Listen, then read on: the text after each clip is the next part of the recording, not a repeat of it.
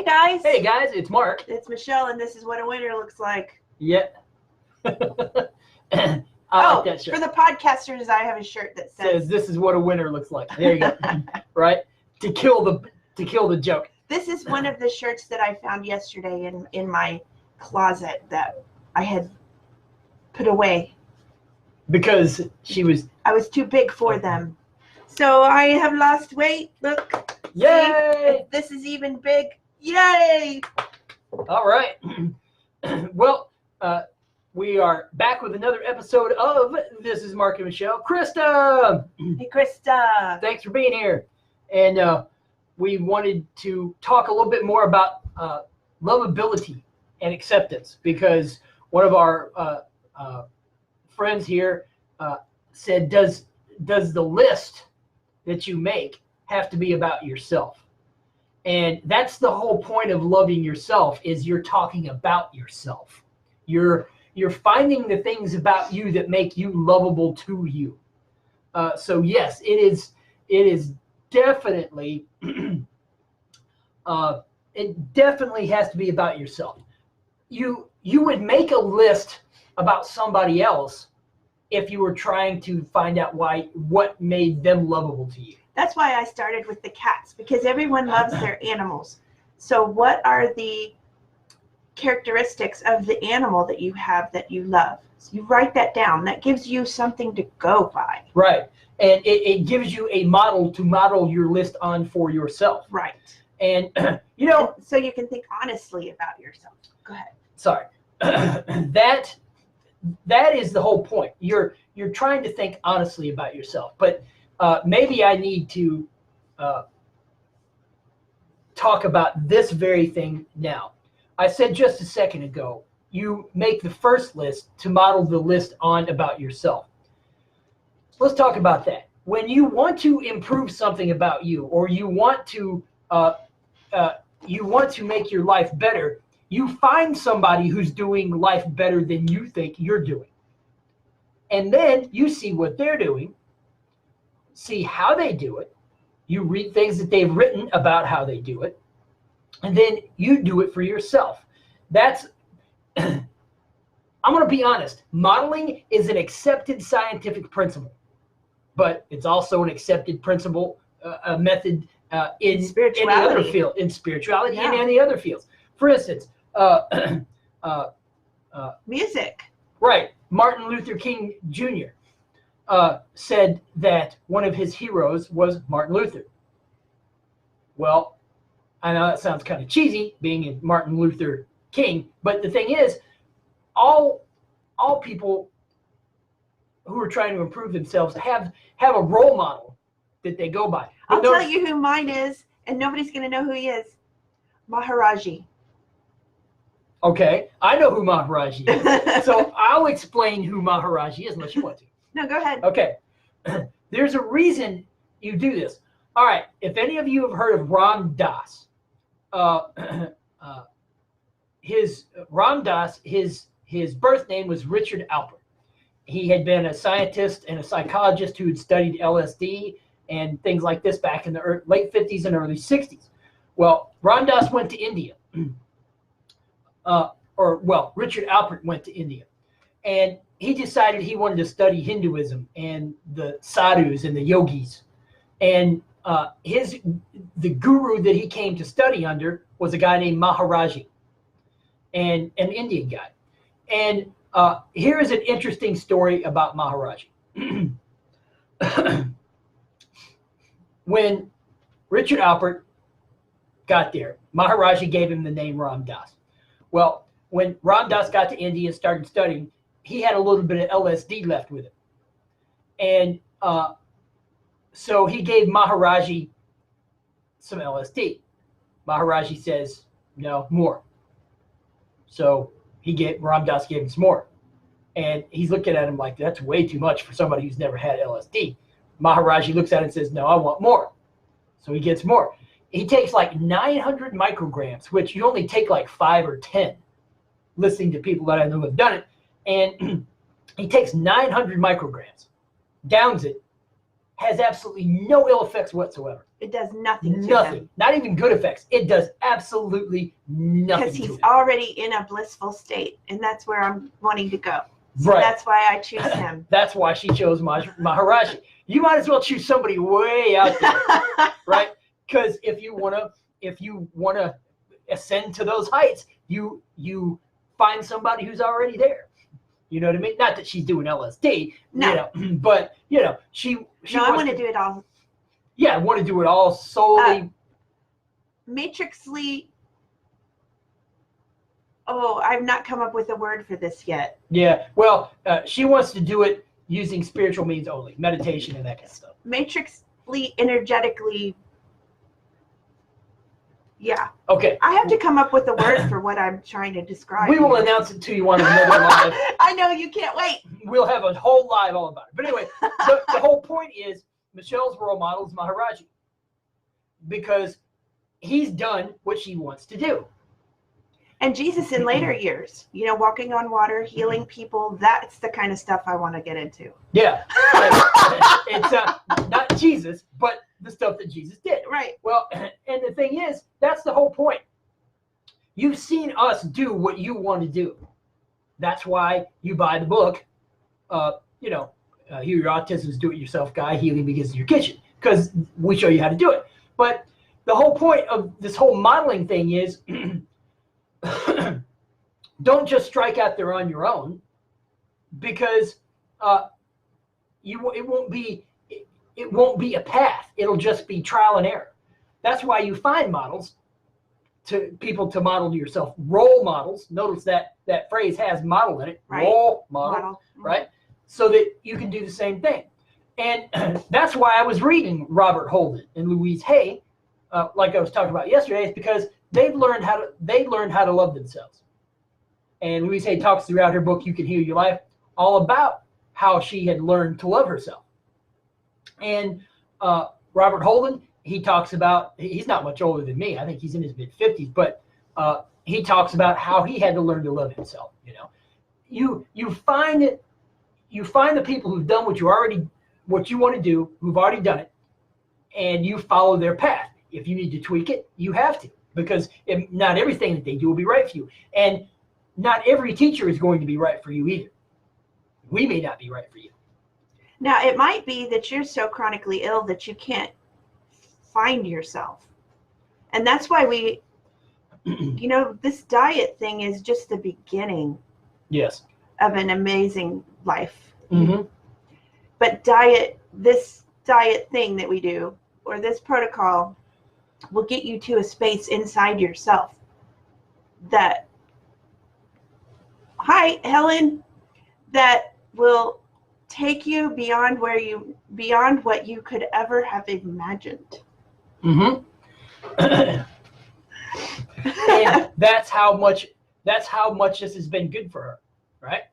And learning about loving myself, it's an ongoing process, because we're complex human beings, and we've got lots of stuff that we have to learn to love ourselves for. And so there's nothing wrong with that.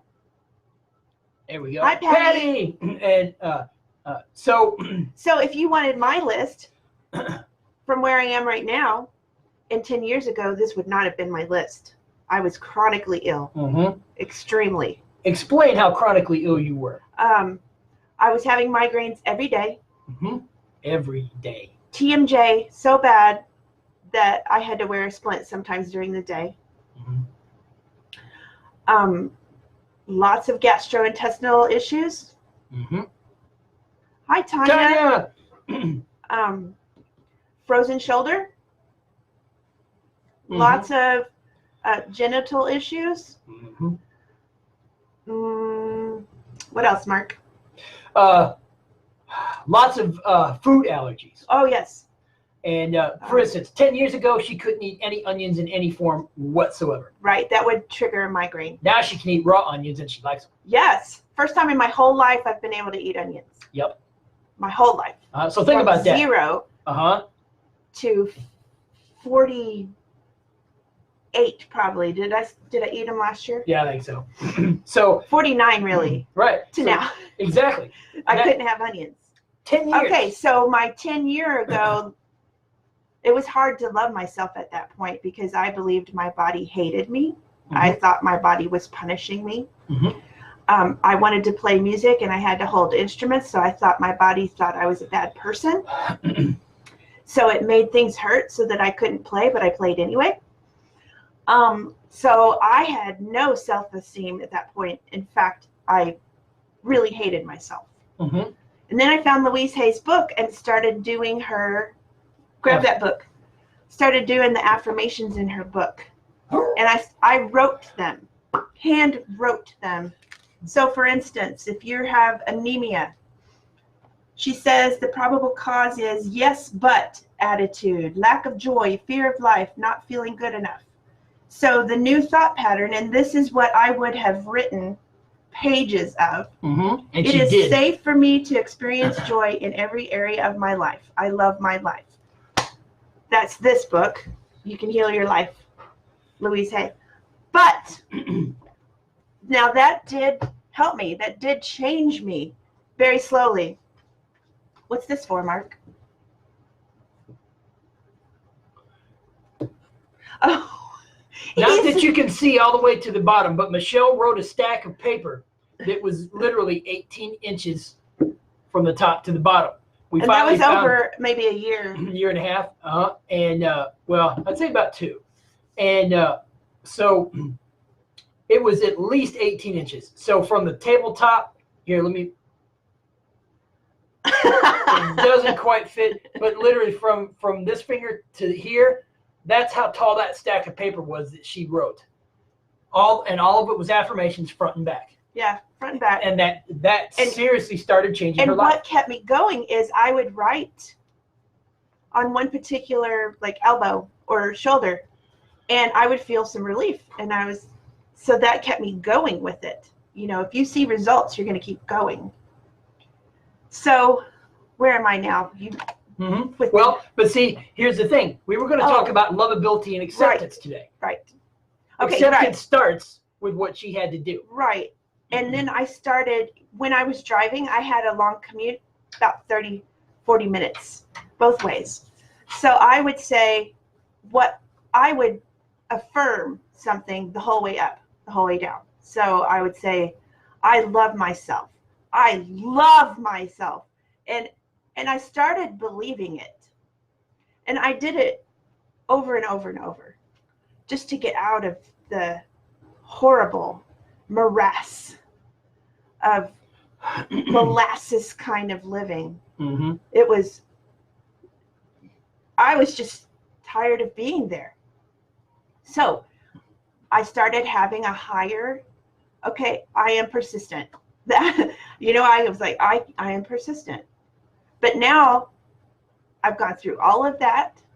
I found EFT, I found Psych K, I found forgiveness work, and then matrix work, which is so awesome. And some people who are amazing in my life. Right.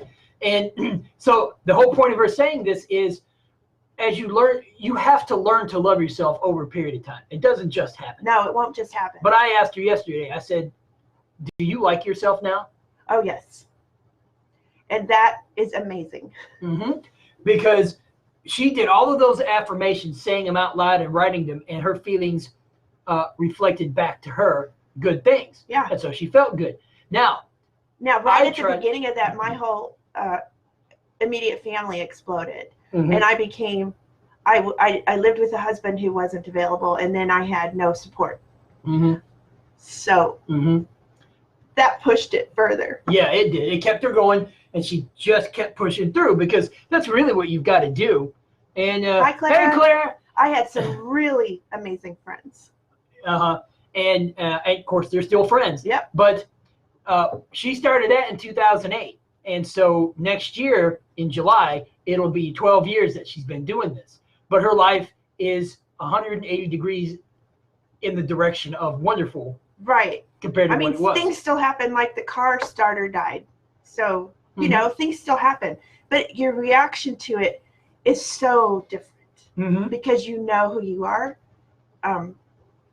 You know you're not the car. You know you're not the. You know it's not the car's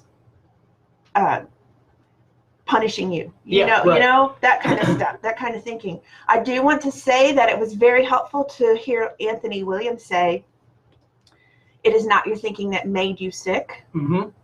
You are sick. You are sick." Exactly. Because now I do think. Oh, we're over. Hi, Jasmina. Jasmina. I'm ignoring over here. Now, I do. You know, if you're born sick, and I think I was born sick because my mother had rheumatic fever twice before she was 10, and that's Epstein-Barr virus. And then she had lots of strep. So I'm pretty sure I was born sick. And metals are on my dad's side. Pretty well, it's on both sides. So I think I was born sick. So if you're born sick, how can you think yourself sick? To be, how it could be your fault. But what was interesting is doing the affirmations actually helped, even though I was sick. So you can change your thinking and change how you're feeling, but doing the medical medium protocol is freedom. It's freedom from the whole world. In 2 weeks, it'll be 2 years for us. Yeah. And I actually think we're going to heal faster than he says you heal, because we are so much better now. Well, and also because we do all of we treat the mental body, we treat the emotional body, we treat the spiritual body. So I think that makes it go faster. Well, and Michelle, her entire thing here about the affirmations is to give you an idea of how I was. When she started doing the affirmations, my autism was at its worst. And so I started doing the affirmations. And I remember I couldn't write them. I wasn't that disciplined, but I would say them to myself. They never changed how I felt about myself at all. But when you've got alexithymia and you can't recognize or label your own emotions, then you can't tell if they're making you feel good. I never had an affirmation make me feel good until the past year or year and a half. That's it. Because even on the GAPS diet, the 4 years we did on the GAPS diet from 2013 until January of 2018, doing affirmations, even then, speaking affirmations to myself did not make me feel good. It was clearing out the heavy metals, detoxing the heavy metals from my brain, finally healing up everything that was left from autism that allowed me to change how I felt about myself until I arrived at the loveability method that I realized I could do the other day, making a list about myself of the things I like about me. That made me feel different. That's one of the few times that I've ever felt different about myself, or one of the first few times that thinking about myself in a good way made me feel good about myself.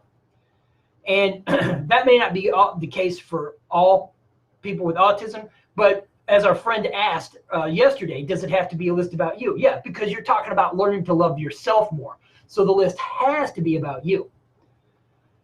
But so my list now. I love that I can get along with just about anybody. I love. Oh, I see. Your list. Okay, my list about me. Right. I love that I'm funny. Yes.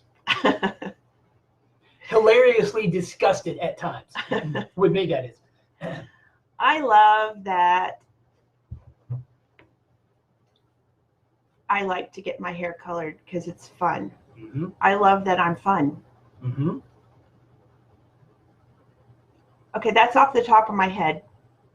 So it's your turn. Right. It's your turn, not for her, but it's your turn for you. Yeah. And what do you like about you? Yeah. So acceptance, I want to break it down real easy because I spent a couple of decades trying to work out what acceptance meant. What it really means is stopping looking at yourself and looking at how you are now and going, okay, this is me right now. But it doesn't have to stay me if I don't like it. Right. It's just accepting how you are, good and bad, and going, okay, this is me. This is how I react. I don't like how I react in this situation, but it is me right now. So can I fix it? Do I want to fix it? Yes. But it's just going, this is how I am now. Right? That's taking responsibility for yourself. And then if you want to change it, that's taking even more responsibility for yourself. But it's just that simple. It's just recognizing how you are at this present moment. That's the simplest way I can explain it. I think that's pretty simple. I also love that I'm curious. I wanted to say that. Okay. Yeah, right. You are. Yeah. In fact, we probably wouldn't stay married if you weren't curious. No. Because I'm incredibly curious. Right. So. And that's what I love about you too. So. I also want to say. Okay. If you feel so scattered that you can't even think, there is a breathing exercise that Greg Braden talks about. And I didn't look it up before we got on. And it's been a while since I've done it because I have other things that I do. But this is accessible. And I think there's even an app. I at one time had the app. I can't remember where it is. But you watch this thing and breathe with the thing. And so I've seen the thing going around Facebook that's like that. So what you do is you touch where your heart feels like it is. You get a really warm, fuzzy feeling. So think of your favorite animal, because animals are so easy to love. So you get that feeling, that how adorable they are. You get that really cool, glowing feeling. And then you start breathing it up here. So count to 5. 1, in, 2, 3, 4, 5, and then back down. 1, 2, 3, 4, 5, and make it even. Make it have a beat. For the podcast listeners, she was counting up 1, 2, 3, 4, 5 just to above her head, and then 5, 4, 3, 2, 1 down back to her. I was thinking the breath from my heart to the crown of my head and back to my heart. So that is called centering, and then you can think better. Even if you are chronically ill and have horrible brain. It does make a difference. Okay. So, well, is there, hopefully we talked about that some more. Maybe we'll talk about that some more tomorrow too. And lovability. I didn't know this was going to come out. So well, all right. We didn't even know what we were going to talk about 5 minutes ahead. Yeah, we didn't. And so anyway, all right, guys, continue with the celery juice. Continue with the heavy metal detox smoothie. That makes huge changes in life. Yes. And continue on with the lemon water.